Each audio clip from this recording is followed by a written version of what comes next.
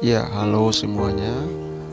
Sebelumnya perkenalkan, nama saya Sende Noce Jenia dengan NIM 20212121365 kelas H.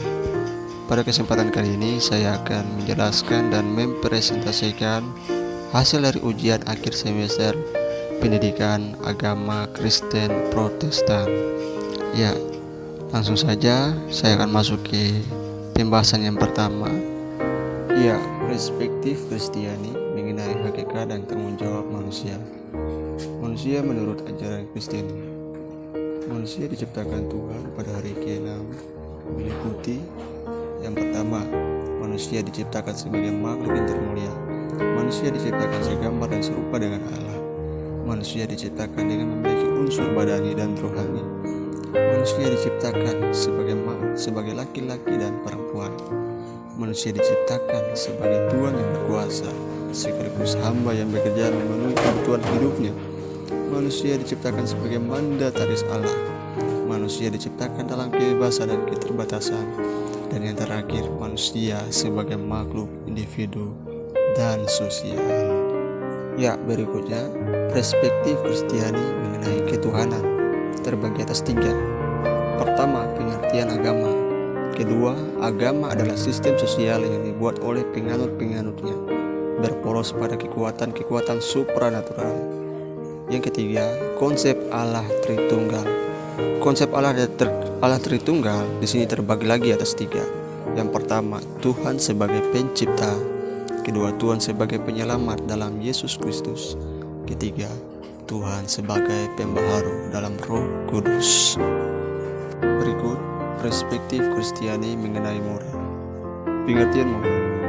Manusia sering menyamakan istilah etika dan moral. Artinya menunjuk pada perbuatan atau tingkah laku. Masalah-masalah moralitas yang terdapat dalam masyarakat, yaitu seks bebas, narkoba, dan obat-obat terlarang, pornografi, kumpul kebo, homoseks, lesbian, aborsi, kemiskinan, konsumerisme, materialisme, hedonisme, suap, tindak kekerasan, korupsi, kolusi, dan terakhir nepotisme. Perspektif Kristiani mengenai masyarakat majemuk yang berkeadaban. Pengertian masyarakat majemuk yang berkeadaban adalah suatu masyarakat yang memiliki keberagaman latar belakang kehidupan yang berbeda, baik suku, ras, agama, dan keyakinan maupun kulturalnya. Ciri-ciri masyarakat majemuk yang berkeadaban. Yang pertama, keterbukaan. Kedua, berpikir progresif dan konstruktif. Tiga, kesadaran berperilaku sesuai norma dan hukum yang berlaku. Dan yang keempat, pengakuan terhadap hak-hak asasi manusia. Perspektif Kristiani mengenai budaya. Beberapa kata yang dipakai untuk menunjukkan pengertian kebudayaan. Pertama, kultur, peradaban, kebudayaan, cara hidup. Budaya kerja sebagai salah satu panggilan manusia, yaitu manusia adalah seorang pekerja. Panggilan bagi manusia untuk bekerja tidak boleh dipandang sebagai kutukan Allah. Kerja harus dipahami sebagai usaha pelayanan kepada Allah. Perspektif Kristiani mengenai politik. Pengertian politik. Secara etimologis, istilah politik berasal dari bahasa Yunani, polis dan politeia. Polis yaitu benteng kota negara, sedangkan politia yaitu penduduk atau warga negara. Visi Kristiani mengenai politik dan keterlibatan orang Kristen di dalamnya dapat dilihat pada hidup dan perjuangan Yesus.